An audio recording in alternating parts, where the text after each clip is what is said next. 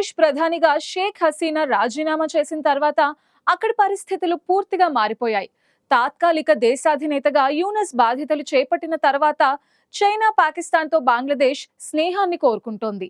ఇన్నాళ్లు శత్రు దేశాలుగా భావించిన చైనా పాక్లతో మళ్లీ తిరిగి చేతులు కలపడంపై అక్కడి ప్రజలు ఆగ్రహం వ్యక్తం చేస్తున్నారు.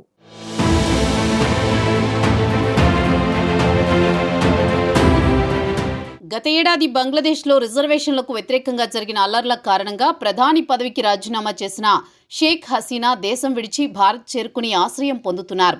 అయితే ఆ తర్వాత అక్కడ మహమ్మద్ యూనస్ నేతృత్వంలో తాత్కాలిక ప్రభుత్వం ఏర్పడింది. అప్పటి నుంచి అక్కడ మైనార్టీలపై దాడులు పెరిగిపోయాయి. బంగ్లాదేశ్ స్వాతంత్ర్యం కోసం భారత్ చేసిన సహాయాన్ని యూనస్ సర్కార్ విస్మరించింది. భారత్ను కాదని డ్రాగన్ కంట్రీ చైనాను బంగ్లాదేశ్ తాత్కాలిక ప్రభుత్వం బాగా నమ్ముతోంది. తాజాగా మహమ్మద్ యూనస్ చైనాతో మైత్రిపై కీలక వ్యాఖ్యలు చేశారు. చైనాను మంచి మిత్రుడిగా చూడడం తమ దేశానికి ఎంతో ముఖ్యమన్నారు. బంగ్లాదేశ్ చైనాల మధ్య సంబంధాలు కొత్త దశలోకి వస్తాయని ఆశిస్తున్నట్లు యూనస్ అన్నారు. ఎన్నో ఏళ్లుగా తమ బంధం బలంగా ఉందన్న యూనస్ ఇరు దేశాల మధ్య వ్యాపారం మరింత బలంగా ఉందన్నారు.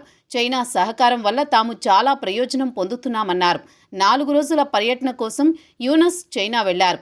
అక్కడ పర్యటన ముగించుకున్న అనంతరం బిమ్స్టెక్ శిఖరాగ్ర సమావేశంలో పాల్గొనడానికి థాయిలాండ్ వెళ్లనున్నారు.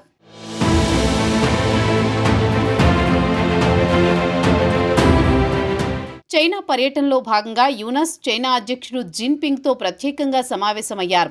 బంగ్లాదేశ్ ఆర్థిక వ్యవస్థను పునరుద్ధరించడానికి చైనా పెట్టుబడులు పెంచాలని యూనస్ కోరారు.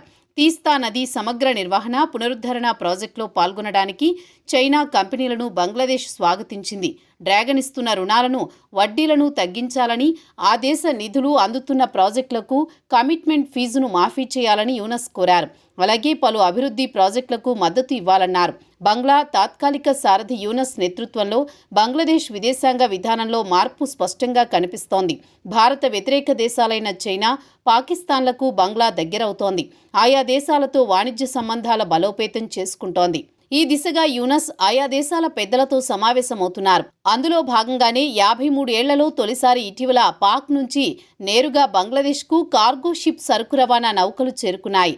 పాకిస్తాన్ తర్వాత ప్రస్తుతం చైనాతో వాణిజ్య సంబంధాలు బలోపేతం చేసుకోవడానికి యూనస్ ఆసక్తి చూపిస్తున్నారు.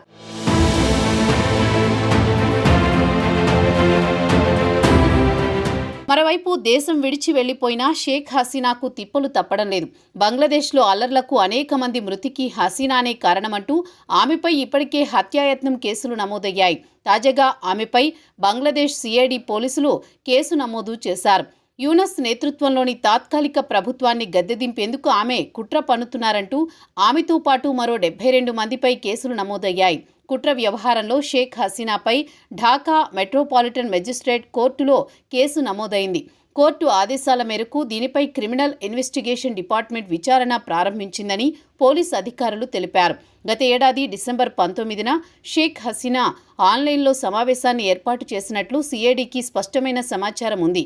జాయ్ బంగ్లా బ్రిగేడ్ పేరుతో వ్యవస్థను ఏర్పాటు చేసి తద్వారా బంగ్లాలో మళ్లీ హసీనా ప్రభుత్వాన్ని ఏర్పాటు చేయాలన్నది ఆ సమావేశం ముఖ్య ఉద్దేశమని గుర్తించారు.